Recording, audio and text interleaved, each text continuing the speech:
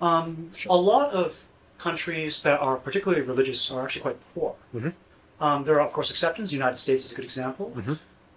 So the United States is at least by GDP per capita, quite wealthy and very religious.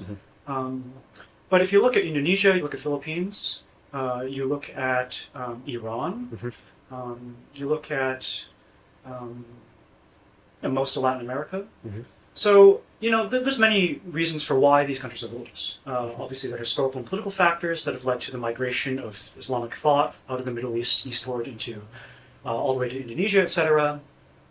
But there is some evidence from economics. So I have a friend who did half a PhD in economics, then he left and did academic philosophy. And some of the research that he was sharing, looking at the case of Iran, is that actually the religiosity from surveys, say, to Shia Islam is somewhat positively correlated with how poorly the economies do. Okay. So you can say that there's at least some evidence in some places. I'm not going to say overwhelming evidence, but it seems like a hypothesis I'd like to believe could generalize that people are desperate for thinking a certain particular way, especially when times are difficult. And I think that if you look at a lot of people who convert to religion, whether it be Christianity, Islam, Judaism, not so much Judaism, but because typically people don't convert to Judaism, they're just born into it.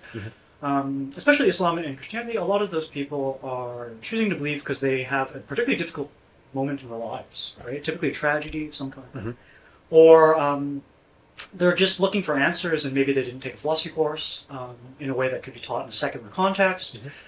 And so, to finish my thought, and then you can jump in, my thought here is that I think a lot of people, if I was making $2 to $3 a day in Nigeria, or in Democratic Republic of Congo, like all of our cell phones have the coltan and tantalum and materials for the transistors. That's just mined by children in the Democratic Republic of Congo.